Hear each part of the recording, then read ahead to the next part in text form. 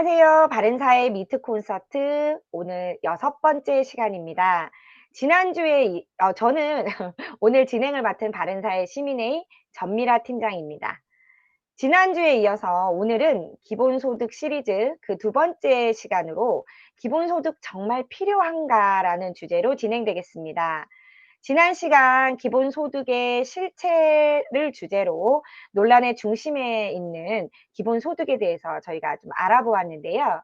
이번 시간에는 기본소득이 정말 필요한지에 대해서 좀 더 구체적으로 알아보고 심도 있는 논의에 다가가고자 합니다. 지난주에 이어 전사면 숭실대 법학과 교수님을 모시고 기본소득 정말 필요한가 시작하겠습니다. 오늘은 두 번째 주제입니다. 그래서 이 기본 소득제 정말 필요한가라는 주제를 가지고 한번 같이 여러분과 고민해 보도록 하겠습니다. 그동안 이제 지난 6월 3일 날 김종인 미래통합당 혁신위원장이 기본소득 이제 고려할 때가 됐다 이런 말 한 이후에 오히려 이 통합당은 존재 가치가 없어지고요. 더불어민주당 대선 주자가 이슈를 선점할 효과를 보고 있는 것 같습니다. 특히 국민들은 이미 기본소득제 여야 모두가 해결했기 때문에 이 시행이 사실인 것처럼 받아들이는 분위기입니다. 그리고 이재명 지사는 기본소득의 아이콘화 좀 돼가는 것 같고요.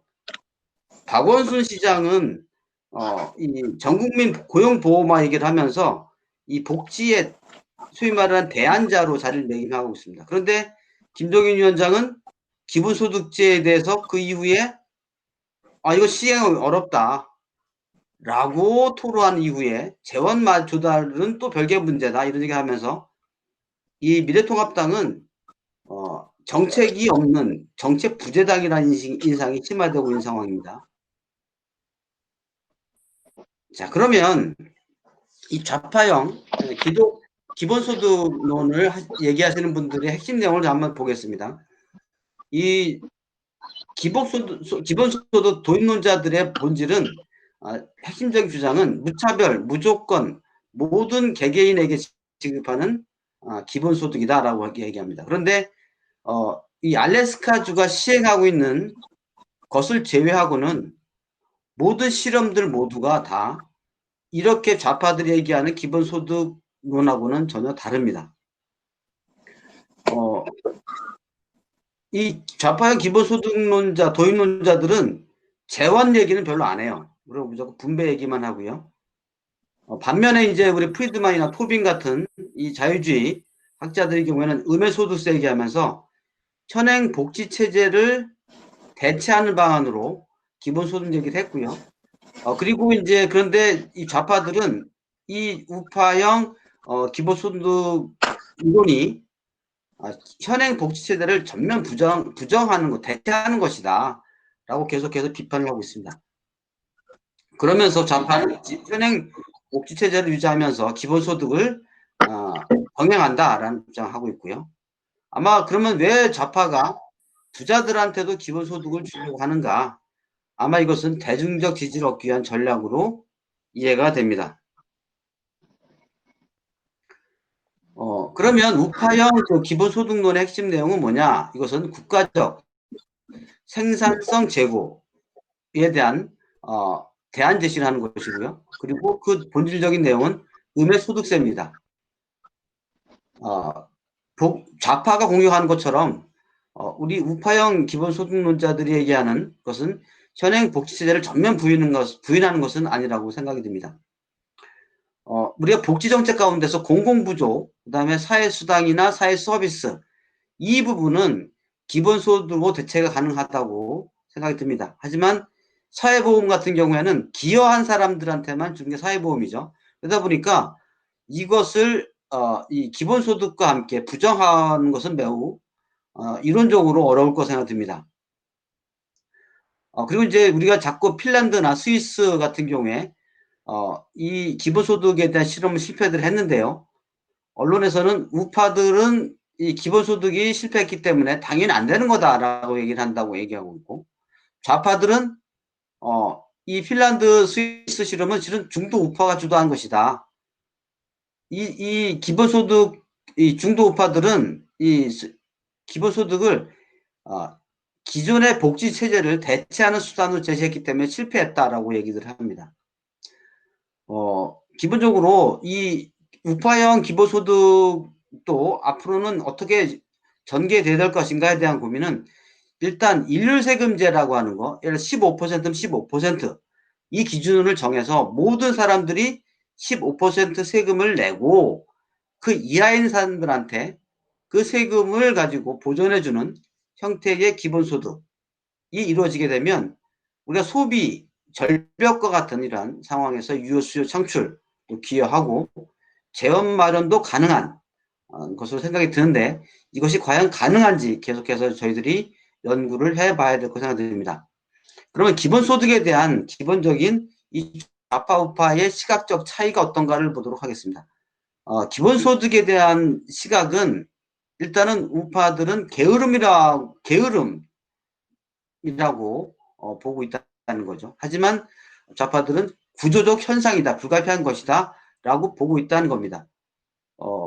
이 좌파가 핀란드와 스위스의 기본소득 실험을 실패한 것에 대해서는 이 보수 중도 우파들이 기본소득을 게으름이라는 관점에서 그걸 개선하기 위해서 기본소득을 대체했기 때문에 기존의 복지체계를 대체했기 때문에 실패했다고 보고 있습니다. 그런데 핀란드의 경우에는 기본소득을 주고 그 다음에 그 이상의 소득은 허용하는 거죠. 대신 기존의 복지는 대상에서 배제됐습니다. 이것은 결국은 근로고취형 기본소득의 시험이었고 그 결과 처음에는 이 기본소득을 시행하게 되면 일자리가 늘어날 것이라고 하는 기대를 실은 했었던 것 같습니다. 그런데 일자리 증가 효과는 한 달 기준으로 0.3일 증가했다고 합니다. 그 얘기는 뭐냐면 일자리 증가 효과가 없었다는 얘기죠. 다만 이제 그 고무적인 현상은 이 기본소득을 받는 사람들이 일자리를 찾으려 했던 시도는 기본소득을 받지 않는 사람보다 10% 높았다라는 얘기입니다. 결국 그 얘기는 뭐냐면 기본소득 문제는 게으름 문제보다는 이 노동시장의 구조적 문제로 우리가 인식을 바꿔야 될 필요도 있다라는 생각을 해봅니다. 그러면 기술혁신 시대 때 기본소득은 과연 필요한 것인가라고 많은 사람이 질문을 합니다. 좌파들도 얘기하고요. 근데 4차 산업혁명이 되게 되면 이 4차 산업혁명의 특징 가운데 하나는 다품종 소량 생산입니다. 다시 말하면 지금처럼 소품종을 대량 생산 시대가 아니라는 것이죠. 이 얘기는 정규직 일자리가 불가피하게 축소될 것이라는 겁니다. 이것은 실업 원인이 게으름의 문제가 아닌 구조적 문제로 볼 필요도 있다는 겁니다. 특히 상품의 라이프 사이클이 짧아지게 되면 평생 직장 시대는 이제는 점점점 저물어 가는 것이죠. 그리고 알바가 일자리 대세를 차지할 가능성도 높습니다. 최근에 청년들이 직장에 들어갔다가 자꾸 나오는 경향들이 있는데요. 이것도 실은 오늘날 청년들의 취향과도 일치할 수도 있어요. 또 경우에 따라서는 알바가 그 가치에 따라서 현재 대기업 근로자보다 더 고액의 연봉 소득을 누릴 수도 있을 것으로 생각됩니다. 그러면 결국 이제 이 기술혁신 시대 때 기본소득 문제는 노동시장이 유연화되게 되면 충분히 병행이 가능하다라는 생각이 듭니다. 그러면 이제 현행 복지체제를 과연 대체를 해야 될 필요가 있는가라고 하는 거죠. 현재 지금 복지체제를 보면 이 복지 혜택을 보려면 신청을 해야 됩니다. 신청주의입니다. 그런데 경향을 보면 이 수급 대상자들이 자발적으로 복지를 신청하기보다는 소극적인 경향을 보이고 있습니다. 그래서 한국사회복지정보원이 이러한 혜택을 보지 않은 사람들을 발굴해내는 사업을 해요. 그래서 많은 인력과 비용이 들어가죠. 또 보건복지부나 각 정부들은 부정으로 이 복지 수급을 받는 사람들을 또 발굴하는 또 비용이 들어갑니다. 그리고 또 중복수혜를 보는 사람이 있는가 또 발굴을 해요. 또 이 비용 들어가죠. 그리고 지난 시간에 설명했듯이 지금 우리나라 복지가 400여 개의 복지 서비스가 있습니다. 이런 복지 정책을 수립하는 비용도 만만치 않습니다. 그런데 이런 시스템들이 어떻게 작동되는가 한 예를 한번 보도록 하겠습니다. 이 보건복지부에 들어가면 복지사각지대 발굴 시스템이라고 하는 것이 있고요. 여기다 개념적 아키텍처를 얘기를 도식화해 놨습니다. 여기 보면 일단은 이 복지부가 단전된 집, 단수된 집, 가스가 끊어진 집, 뭐 건물을 체납한 집, 의료비 과다 지출하는 집, 이런 형태들을 다 솔팅을 합니다. 그리고 전문가가 AI를 통해 가지고 다 분석을 해 통계를 내요. 그래서 고위험 예측 가구를 선별을 합니다. 그리고 그 정보를 각 지자체한테 담당자한테 보내줘요. 그러면 담당자가 발굴 대상자를 확인하고 직접 상담하고 현장을 방문해 조사를 합니다. 그리고 진짜 대상자인지 확인하고 복지급여를 서비스를 지원을 하죠.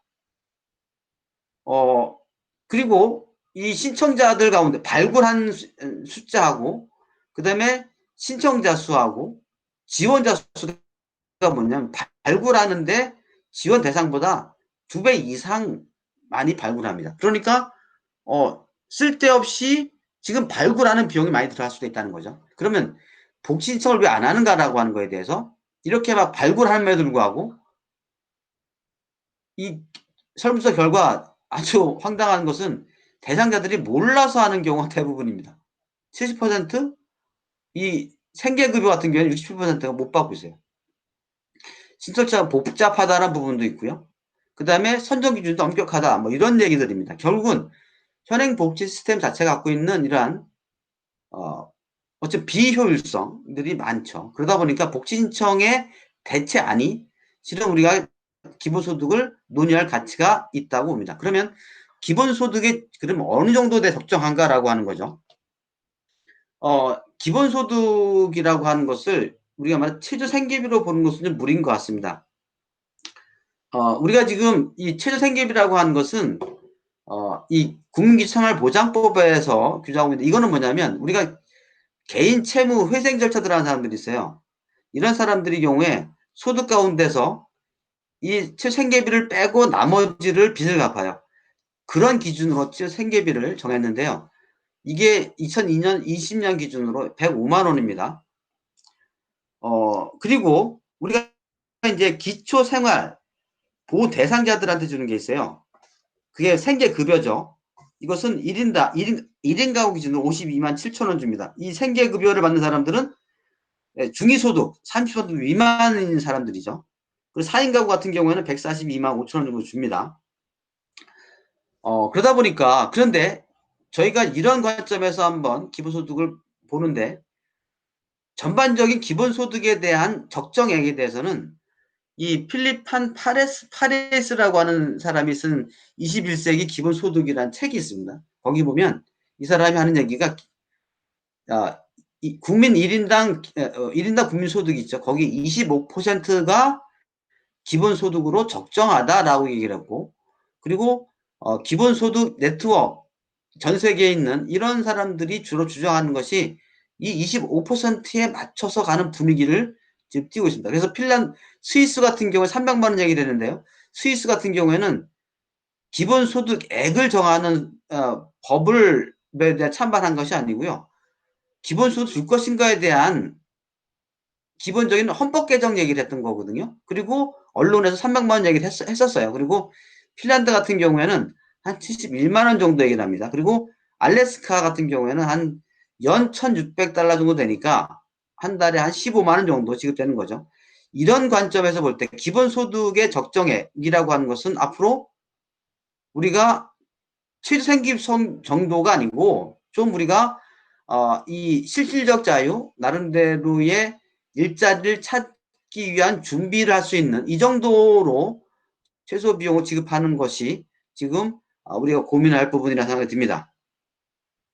자, 그 다음에 이 기본소득을 소비 절벽의 시대에 유효 수요를 창출하는 그러한 수단으로서 볼 수 있는가라고 하는 겁니다.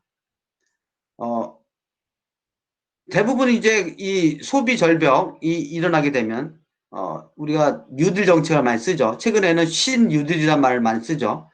그래서 공공근로를 많이 합니다. 근데 공공근로가 요새는 4차 산업혁명 시대 때 옛날처럼 댐 저수 도로 뚫기 해가지고 국경일하는 시대가 아니지 않습니까? 그러니까 문제는 최근에 공공근로를 주면 대부분 다 불필요한 것들이에요. 정부 비용은 쓸데없이 나가고 수혜자들은 인간의 존엄성 훼손 우려가 있죠. 그래서 이 공공근로 대체로 기본소득이 어떤가에 대해서 고민할 필요가 있다는 생각이 듭니다.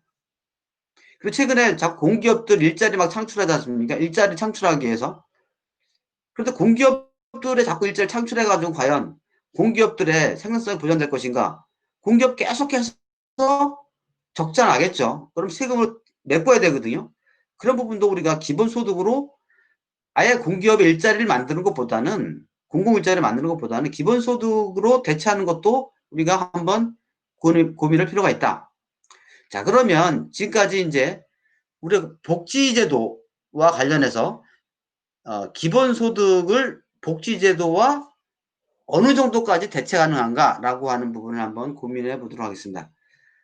지금 기본소득론자들이 이 좌파형 말하는 현재 복지에다가 추가로 기본소득을 주는 거는 그건 안 되는 것이죠. 그런데 우리가 프리드만 같은 분들이 얘기하는 공공부조, 사회수당, 사회서비스, 사회보험 이거 다 폐지하고 기본소득 대체하는 방안 이거는 뭐 안 된다라고 얘기하고 어렵지만 상당히 고민을 많이 해봐야 되는 부분이라고 생각됩니다. 그리고 이제 이 가운데서 사회보험을 폐지하고 기본소득을 할 수 있는가? 이거는 사회보험이라고 하는 것은 기여분이 있거든요. 이거를 폐지하는 것은 좀 더 우리가 고민을 많이 해봐야 된다. 저는 매우 좀 어렵다 생각이 듭니다. 그리고 대신 사회수당이라든가 사회서비스를 폐지하고 기본소득 주는 거 저는 가능하다고 봅니다. 공공부조 폐지하고 기본소득 주는 거 가능하다고 봅니다. 그리고 사회수당, 사회서비스, 공공부조를 폐지하고 기본소득 주는 거 가능하다고 봅니다. 그래서 앞으로 저희들은 근로의욕도 고취하고 현재의 기본소득도 대체하면서 또 물질적 실질 자유도 누릴 수 있고 또 미래를 나름대로 일자리를 찾는 동안 기본적으로 최저 생활될 수 있는 이런 기본소득 도입 방안에 대한 논의가 필요하다고 봅니다. 이제 결론을 말씀드리면 오늘 좀 시간이 많이 지났습니다. 기본소득은 돈 버는 누군가가 있어야 시행이 가능하다고 봅니다. 그리고 이제 이 기본소득에 대해 주장을 얘기하는, 주장하는 좌파들 얘기는 소득 격차 해소, 확대하려면, 이 기본소득이 필요하다 이런 얘기를 합니다. 그런데 이것은 소득 격차 해소 차원에서의 기본소득 시행은 오히려 소득 하향 평준화를 초래할 수도 있습니다. 일자리가 구조적 문제라면 오히려 소득 격차 확대는 불가피한 현상일 수도 있거든요. 그래서 돈 벌 수 있는 사람이 더 많이 벌 수 있도록 해야 기본소득제의 구현이 가능하다. 그래서 돈 벌 수 있는 회사나 돈 벌 수 있는 개인 더 벌 수 있도록 각종 규제를 완화하는 것도 기본소득제를 시행하기 위한 소위 말하는 인프라가 될 거라 생각됩니다.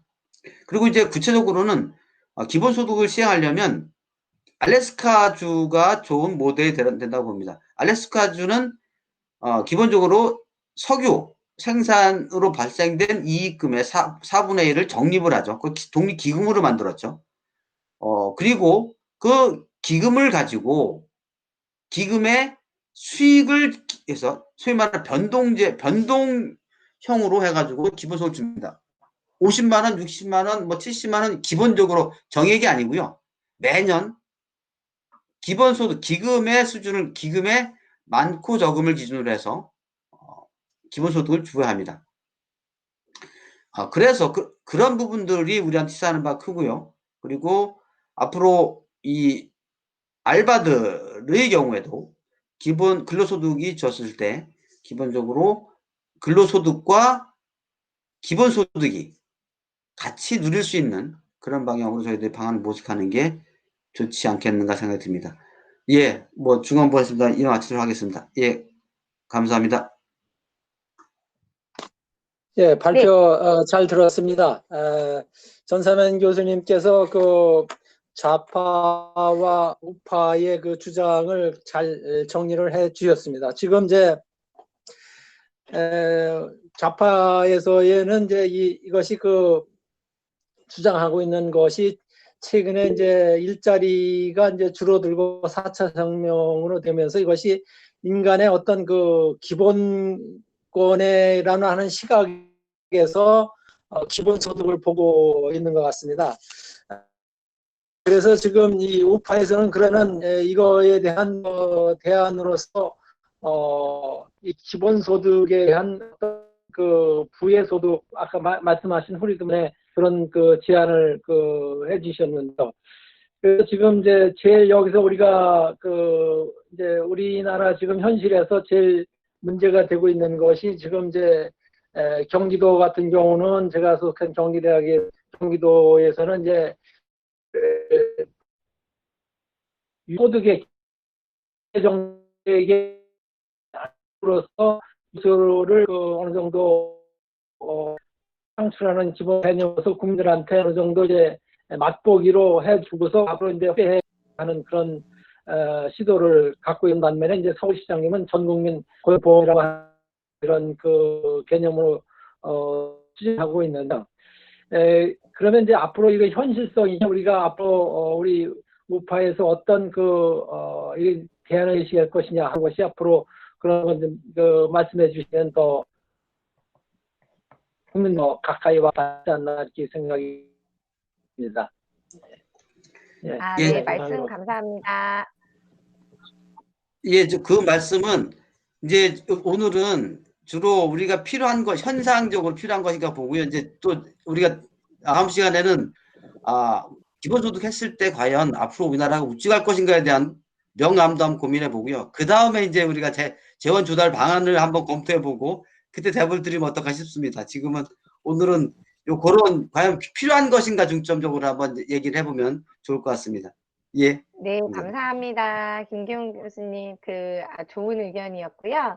저희 앞으로 또 기본소득 시리즈가 진행되면서 아마 궁금해 하셨던 거, 좀 의문이 있으신 부분들은 아마 그렇게 잘 해결이 되지 않을까 싶습니다. 네, 안녕하세요. 저는 양동훈이고요.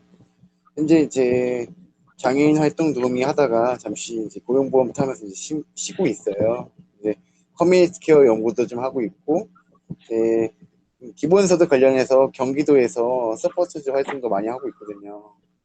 네, 지금은 이제 공공기업 준비하면서 이제 아까 말씀하셨던 거, 그래서 우리 전사면 교수님 말씀하신 것처럼 고용고 관련해서 인력을 준비하고 있는 사람이에요. 근데 한 가지 궁금했던 부분은 제가 이제 복지제 전공하면서 우리 현장에서 쓸 수 있는 그런 부분들이 많이 있을 거 아니에요. 그런 것들을 좀 팁을 알려주셨으면 좋겠고, 어떻게 할 수 있는지 우리가 저도 계속 일자리를 찾으면서 중요한 방법들이 많이 있을 거 아니에요. 그런 방법을 좀 아까 필요한 부분을 아까 말씀해달라고 하셨었잖아요. 저희 같은 그 청년들이 과연 어떻게 살아가야 될지 그런 방법을 좀 얘기해 주셨으면 감사하겠습니다. 저는 의견을 좀 드리고 네. 싶은 게 하면은 네네. 그 전체 모든 국민들이 네. 구체적인 그 기본소득에 대해서 잘 모르고 좀 약간 이렇게 막 정치나 이렇게 유대하신 분들이 많이 있다고 얘기를 많이 들었었어요. 최근에 그 언론 유튜브나 이런 걸 보면서. 근데 네. 구체적인 그 대안을 좀 한번 제시를 한번 해주시는 게 어떤가. 그 언론 뉴스도 저도 자주 보고 있긴 하지만 그 대안이 약간 좀 많이 빠져 있는 것 같더라고요. 보니까. 그래서 그런 방법을 좀 제안해 주시는 게 어떠신지 교수님께서 한번 해주시는 게 어떠신가 한번 생각이 들어서 그런 제안을 좀 드리고 싶습니다. 네. 지난번에 이제 기본소득이 뭐냐라고 하는 걸 저희가 했었거든요. 그리고 이제 오늘은 네. 과연 필요한 것인가 라는 얘기를 네. 지금 하고 있는데요. 지금 그 프리드만이 얘기하고 있는 음해소득세라는 게 있어요. 그거는 뭐냐면 소득이 발생한 사람들, 그래서 소득세를 낼 수 있는 사람들이 낸 세금. 그러니까 소득이라고 하는 것은 그 일자리가 생겨야 되겠죠, 그죠? 일정 수준의 일자리를 생겨서 일정 소득이 발생한 사람들이 낸 세금을 가지고 일자리를 못 가진 사람들한테 줘서 생계를 유지하도록 하는 거예요. 그래서 저는 우리가 말하는 기본소득은 지금 좌표가 말하는 게 아니고 일자리가 없는 사람들이 생계비는 아니어도 최소한적으로 자기가 활동할 수 있는 활동비 정도는 다 줘야 된다는 거죠. 왜냐하면 복지 비용이 지금 복지 수혜자를 발굴하고 그다음에 그 부정수급자를 찾아내고 그다음에 정책을 개발하고 이런 비용들 들어가는 거. 그다음에 기존에 있는 뭐 기초 생활 대상자들한테 주는 공공부조들 있지 않습니까? 이런 부분들을 어찌 보면 아까 또 제가 말씀드린 것은 이 복사각시대 이 복지를 수혜 대상자들이 직접 신청을 하다 보니까 몰라서 못하는 부분도 많이 있거든요.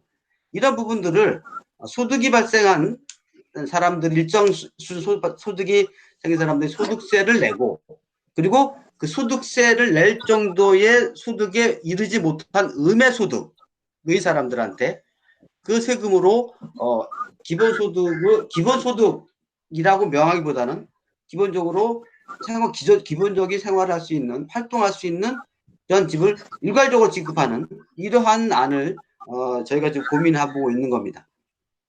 질문은 있는데요. 네네. 맞아도 되나요? 네, 선생님. 질문 두 가지 있는데, 네.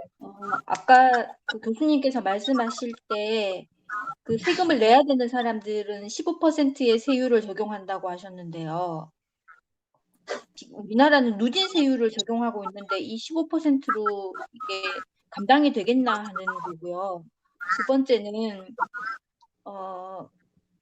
아까 이제 뭐 4차 혁명 이렇게 하면은 정규직이 축소되지만 고액 알바도 있을 수 있다고 말씀하셨는데, 그러면 고액 알바는 세금을 어떻게 내는지, 오늘의 주제랑 좀 상관은 없는데, 세금 내는 문제가 좀 궁금합니다. 세금 내는 사람이.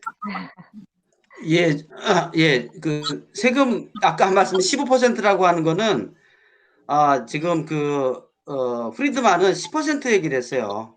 얘기를 했는데 10% 가지고는 어렵겠죠. 그 이상이 되겠죠. 그래서 15% 예를 든 거고요.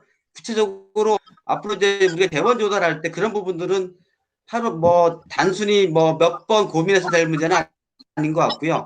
중요한 것은 근데 이제 토빈 같은 경우에는 어떻게 했냐면 우리 누진세율을 적용하죠. 그런데 소득이 많은 사람들한테 자꾸 우리가 저소득을 적용하도록 하는 그러한 유인을 줘서 일을 더 많이 하도록 하는 그런 안을 토빈을 냈었거든요. 그래서 지금 우리가 이 누진세율을 적용할 거냐 단일세율을 적용할 거냐 이거는 실은 학자들마다 견해가 다르지만 제 생각에는 누진세율을 적용했을 때는 또 다른 소위 말하는 이제 누진세율 적용하게 되면 사람들이 열심히 일할 요인이 별로 없잖아요.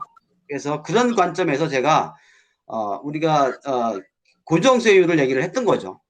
단일세율을 얘기했던 겁니다. 그리고 4차 산업혁명 시대 때 지금 현재는 우리가 지금 뭐 현 정부가 자꾸 정규직 얘기를 자꾸 하잖아요. 그래서 정규직 되고 나면 평생 고용, 그래서 뭐 정년 보장. 4차 산업 시대 때는 기본적으로 이 모든 소품종, 그러니까 다품종 소량 생산이죠. 그러니까 지금 우리가 스마트폰, 뭐 자동차를 만든다 그러면 몇 가지 품목을 대량으로 생산해야 되지 않습니까? 그러다 보니까 당연히 그 생산하기 위해서 정규직도 필요하겠죠. 그런데 이제는 다품종, 자동차도 수많은 종류가 나올 수가 있다는 거죠. 이런 경우에는 계속해서 그 품종이 단종됐을 때의 일자리 문제는 지금 정규직으로는 보장될 수 없다는 거죠. 그래서 고용 안정성이 과거보다는 앞으로는 점점점 줄어들 수밖에 없고, 그리고 자기가 필요할 때 일하고 또 필요할 때 쉬고 이런 형태의 일하고 또 일자리를 찾는 기간에 또 공백이 있는 이런 기관들이 많을 거라는 거죠. 근데 문제는 그 단기간 알바 일자리가 실은 수요가 많은 경우에는 고액일 수도 있는 거죠. 그래서 예를 들어 1년에 평균 뭐 며칠 일하고 연봉을 벌 수 있는 것이고 이러한 여러 가지 형태의 일자리들이 가능하기 때문에 저는 그런 차원에서 우리가 일자리를 찾는 과정에서 또 단기간 일자리가 일상화된 이런 사회에서의 기본소득제는 필요할 수도 있다. 그리고 그 얘기도 좌파들 하는 얘기와 마찬가지입니다. 근데 저도 볼 때 여기에 대해 공감하는 라는 말씀 드립니다. 예. 대답이 됐나 예, 모르겠습니다. 예, 그러니까 알바라고 하더라도 소득으로 다 어디론가 기록이 된다는 거죠. 그러니까 월급장애들만 그런 게 아니라 알바들도. 그건 당연히 되죠. 소득이 발생하면 기록이 되죠. 예, 아까 전사명 교수님 말씀하실 때 사회보험은 유지하고 공공보조는 폐지하는 방식으로 하는 게 좋겠다고 하셨는데요. 근데 사회보험 중에 의료보험, 산재보험, 연금보험, 고용보험이 있잖아요. 근데 이제 이거는 그 펀딩이 되기는 하지만 고용보험이라는 거는 이거를 기본소득을 주면서 고용보험도 주면 약간 좀 중복되는 거 아닌가요? 그러니까는 그 일정 수준의 수입이 도달하지 못하는 사람 중에 누구는 뭐 기초 소득이 됐던 뭐 안심 소득이 됐던 그것만 받는데 누구는 고용보험까지 더 받으면 그거는 조금 이상하지 않나? 그런 생각이 좀 들어서 질문입니다. 예, 이 사회보험 같은 경우에는 예를 들어 국민연금은 연금을 내죠. 그래서 예. 근로자가 연금을 내고 반을 내고 반을 회사가 내는 거죠. 그래서 기여자들만 받는 거죠. 예? 그리고 건강보험도 결국은 보험료를 낸 사람이 혜택을 받는 거잖아요. 그리고 뭐 고용보험도 실업수당 받거나 하려면 실은 고용보험을 든 사람만이 받는 거예요. 아닙니다. 산재보험도 고용보험은 그 피고용인은 내지 않아요. 그거는 사업주가 냅니다. 고용보험은. 그래서 되게 이상하게 되어 있어요, 우리나라는. 맞습니다. 고용보험은 사업주 내지만 그것은 소위 말하는 우리가 통사임금 중에 일부가 되는 거죠. 고정적으로 지급되는 거기 때문에. 그래서 그것도 우리가 임금으로 보는 거예요.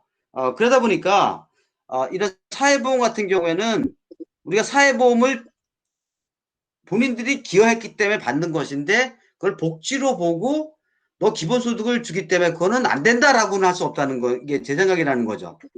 그건 매우 어렵지 않겠는가라고 생각. 그런 것을 하게 되면 그거는 기본소득의 대상에서 그거는 제외될 수 있다. 그래서 아마 그렇게 되면 저항들이 셀 거다라는 생각이 듭니다.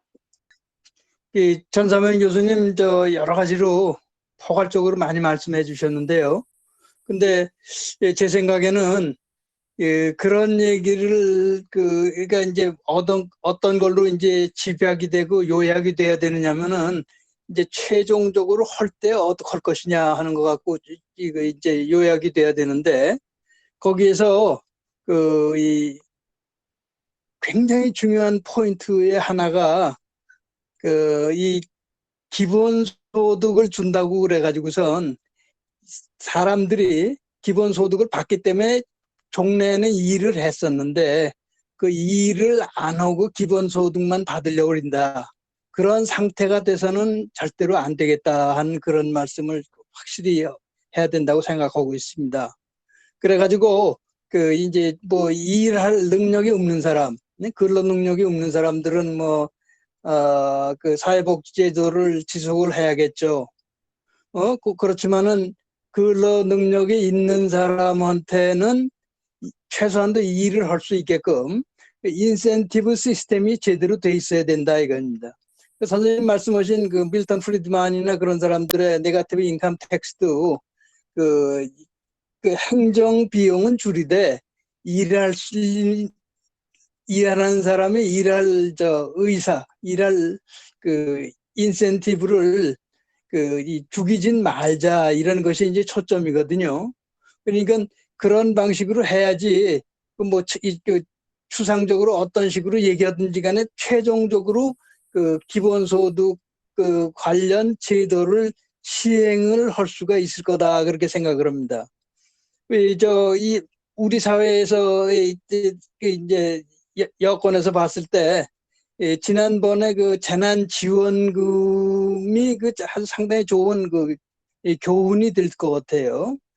지난번에 그 재난지원금 이 모든 국민한테 다 주는 게 아니고 70%한테만 주자 뭐 이런 얘기를 하지 않았습니까? 처음에. 그러다가 그 70%를 어떻게 결정하느냐 이것에 대해서 그 묘책을 찾지 못했기 때문에 이제 타협책으로 나온 게 그 100%한테 다 주고 30%로 하여금 기부를 하게 하자. 이런 식으로 그 이제 타협책이 나왔단 말이에요. 근데 그 결과가 어떻게 됐습니까? 99%가 받아가고 1%만 기부했다 이런 결과가 나왔단 말이에요. 그러니까 이런 것은 뭐하고 같으냐면은 바둑에서 이 묘수 쓰다가 바둑 친다 하는 이런 얘기하고 같습니다. 그러니까 암만 좋은 아이디어가 있다고 하더라도 그것을 그 아이디어에 따라서 사회 제도를 만들어야 되는데 그러려고 할 것 같으면은 이 어떤 사람들한테 줄 것이냐 그리고 주는 사람에 대해서도 그 사람이 일을 할 수 있는 사람이냐 없는 사람이냐를 가려가지고선 이 일을 할 수 있는 사람한테는 일을 하는 그런 의욕을 꺾지 않는 범위 내에서 줘야 된다 하는 이런 거를 확실히 해야지 그러한 그 기본소득 제도가 오래 간다 이렇게 얘기합니다. 그래가지고 뭐 근사하게 얘기는 하지만은 추상적인 이상형만 그리고 실제로 시행할 수 없는 그 기본소득 제도 이거 갖고서는 안 되겠다 이러는 것이 이 중요한 포인트이기 때문에 이 뭐 선 선생님 뭐 여러 번 말씀하시는 것 중에서 오늘 첫 번째 두 번째 얘기밖에 못 들었습니다만은 이러한 구체적인 그 방안을 염두에 두고 있지 않으면은 너무 그 추상적으로 헛도는 그런 얘기가 되지 않을까 걱정이 돼 가지고선 이런 측면을 강조하고 싶었습니다. 감사합니다. 이 교수님 말씀은 기본소득을 주되 근로의욕을 고취시키는 방안이 병행돼야 된다라는 말씀으로 이해됐고요. 그리고 모든 사람한테 줄지 안 줄지 문제는 일단은 뭐 잘 알 수는 없겠지만 저도 근로의욕 고취와는 연계된다고 봅니다. 특히 이제 핀란드 같은 경우는 대표적 케이스입니다. 핀란드는 2,000명을 딱 선정을 했어요. 그래서 2,000명이 딱 대상이 되면 거기에 기본소득 70만 원을 받는 거예요. 받고 기존의 복지는 못 받는 겁니다. 그러니까 사회보험을 제외한 나머지는 못 받는 거예요. 그리고 본인이 근로소득이 발생하면 그거 가져가는 거예요. 그러니까 기본소득 플러스 본인이 근로소득 가져갈 수 있도록 이렇게 했고요. 그리고 대신 기존에 있는 복지제도는 대상이 아닌 거죠. 그래서 그 핀란드식 같은 경우에는 그 기본소득 대상자로 선정된 사람들의 경우에는 일을 찾으려고 부단히 노력한 것은 사실입니다. 그런데 일자리를 못 찾았어요. 일자리 효과는 별로 없었고요. 다만 일자리 찾으려는 노력은 기본소득을 받지 않는 사람보다 더 많았다는 겁니다. 다시 말하면 복지를 누리는 사람들 보다는 기본소득을 받는 사람들이 일을 하게 되면 인센티브가 주어지는 거죠. 그러다 보니까 열심히 일 찾았지만 일자리 찾은 효과는 매우 낮았다. 한 달 평균에 기준으로 해서 0.3일 높아졌다는 겁니다. 하지만 일자리를 찾으려고 하는 노력은 복지 대상자인데 기본소득을 받지 않는 사람들보다는 10% 이상 더 많이 일자리를 찾으려고 노력을 했다라는 통계는 나온 바 있습니다. 그래서 이 기본소득 문제는 반드시 매우 중요하죠. 이 근로의욕 고취와 그리고 실은 핀란드 같은 경우는 중도 우파가 주장했던 것이기 때문에 이 우파형의 이 그 기본소득 논자들의 대부분은 이 근로의욕 고취와 연계된 기본소득론을 말씀을 하고 계시는 거고 저희도 그런 방향으로 가야 되지 않을까라는 게 뭐 제 개인적인 생각입니다. 예. 좀 전에 그 코멘트도 제가 잘 들었는데요. 근데 그 소득만 받아먹고 이제 기본소득 금액만 받아먹고 이제 일자리 마련하려는 그 유인이 줄어들고 그래서 그게 이제 모럴 해저드가 발생해서 그게 이제 하나의 층으로 그런 사람 층으로 굳어져 버리고 뭐 그러면서 사회가 활력을 잃게 되고 이제 그거를 조장하는 하나의 그 최초의 단초로 이 제도가 도입될 가능성 충분히 있다고 보고요. 그래서 뭐 싱가포르 경우를 제가 뭐 그거를 전문적으로 연구한 건 아닙니다만은 그 상당히 그 우파적인 정책을 했음에도 불구하고 절대 그 캐시로 어떤 그 사람들을 이렇게 모럴 해저드가 발생시키지 않게 하는 거를 상당히 그 중시했던 것 같고요. 그 대신에 그 어떤 공공주택이라든지 이런 걸 통해서 그 사람이 이렇게 마치 소득이 생긴 것과 같은 효과는 거두지만 하나의 그 주택이 이렇게 정부로부터 보장이 되고 그렇게 되면은 가정 생활을 이렇게 영위할 수 있고 이렇게 되면은 이제 근로를 통해서 어떤 건전한 방향으로 이렇게 활동을 하면서 가족 생활을 좀 영위하려고 하는 의욕이 발생하게 되고 또 직업 전환 교육이나 이런 거를 정부가 상당한 액수를 들여서 뭐 새로운 기술이나 이런 거를 좀 교육시키고 뭐 이런데 그 재원을 투자하고 그렇게 되면은 뭐 동일한 액수가 이렇게 정부가 재원이 필요하지만 모럴 해저드를 좀 방지를 좀 하면서 스스로 이렇게 직업 전환을 한다든지 새로운 일자리를 찾아가는 그 요인을 좀 창출할 수도 있고 또 주택이라는 굉장히 그 청년층의 중요한 그 문제를 정부가 해결해 줌으로써 장기적으로 한 번에 소득으로 줌으로써 이렇게 몇 번 줌으로써 끝나는 게 아니고 그 문제를 해결해 줌으로써 심리적인 좀 안정감도 줄 수 있고 그래서 어떤 캐시의 위험성을 줄이면서 어떤 실물이라고 할까요? 실물로 좀 앵커를 이렇게 제공해 주면서 직업 훈련 뭐 이쪽으로 이렇게 강조하면서 그 문제를 좀 해결했던 걸로 제가 좀 생각이 되는데요. 그래서 저는 기본적으로 뭐 기본소득제를 만약 찬성하느냐 반대하느냐 이렇게 그냥 단도직 묻는다면 반대할 수밖에 없는 거고 왜냐하면 더 좋은 대안이 있을 거라고 생각이 되는데 그래서 다만 이제 그 경제가 뭐 상당히 여유가 있고 뭐 상당히 그 단기적인 그 청년층의 병목 현상을 해결하기 위해서 뭐 어떤 소득을 좀 한시적으로 제공해 줌으로써 그 병목 현상을 좀 해결해 준다. 그런 식의 도입은 필요하지만 이걸 하나의 새로운 제도로 이렇게 정착시키는 의미로 이렇게 도입하는 것은 굉장히 장기적으로 문제가 발생할 확률이 더 많다. 저는 그렇게 판단하고 있습니다. 최 교수님 말씀 잘 들었고요. 뭐 저도 같은 고민을 해요. 고민하는데 이제 우리가 이 베이직 인컴이라고 하는 것이 대체 뭐냐라고 딱 정의하기는 어렵고 이 베이직 인컴에 대해서 각 나라마다 시행하는 것도 다양할 거 생각이 듭니다. 다만 현재 이것을 복지라는 관점으로 봐야 될 것이냐라고 하는 관점에서 과연 그러면 우리 보수들은 복지는 안 해야 된다라고 생각하는 건 아니잖아요. 그러니까 지금 복지라는 관점에서 우리가 지금 기본소득론자들은 복지 플러스 기본소득 얘기하거든요. 그런데 저희는 지금 다들 걱정하시는 것처럼 그것은 게으른 사람들한테 자꾸 돈 준다고 해서 그 사람들이 일할 거냐라고. 그 누가 대체 먹이 살릴 거냐.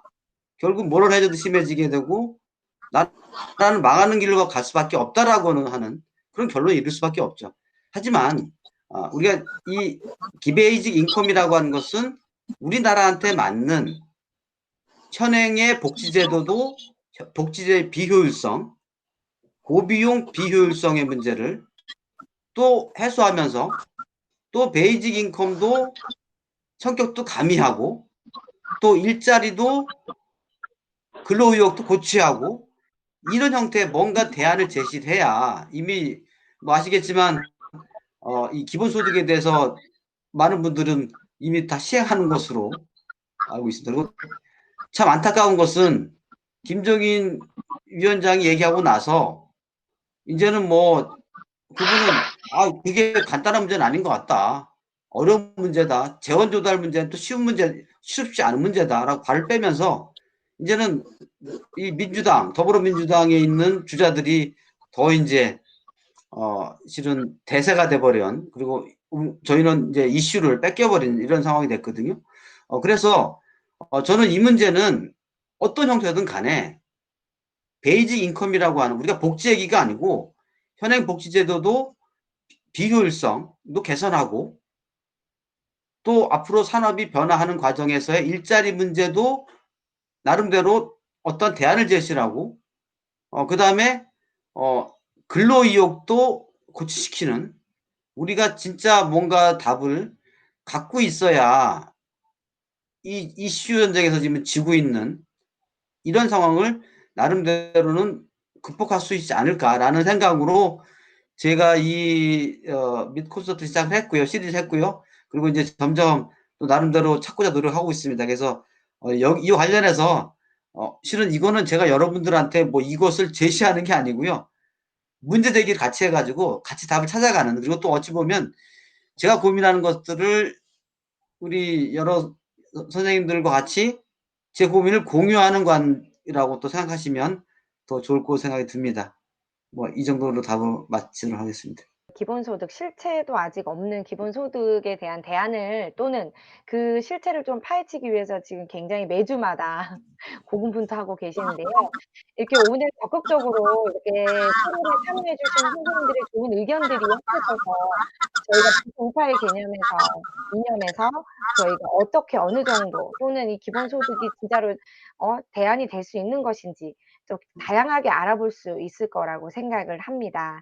그래서 그 선생님들이 주시는 그 다양한 의견들이 정말 더 소중하게 느껴집니다. 좋은 말씀 감사드리고요. 저희가 조금 32분 지금 가리키고 있는데요. 이 정도에서 오늘 미트 콘서트를 끝내야 할 것 같습니다. 아직 많은 의견들이나 생각들 계실 것 같은데요. 저희 또 다음 차에 또 많은 의견들을 또 나눌 수 있는 기회가 있으니까요. 다음 주를 또 기약하겠습니다. 다음 주 강연 안내를 좀 드리겠습니다. 다음 주는 7월 8일 수요일 같은 시간 9시 30분입니다. 기본소득 시리즈 그 세 번째 시간으로 전사면 교수님께서 기본소득제 명암이라는 주제로 이루어질 예정입니다. 또 다양한 의견들도 많이 제시해 주시길 부탁드리겠습니다. 많은 관심과 참여 부탁드립니다. 오늘 늦은 밤까지 함께 해서 정말 좋았습니다. 편안한 밤 보내시고요. 다음 주에 또 뵙도록 하겠습니다. 감사합니다. 감사합니다. 고생하셨습니다.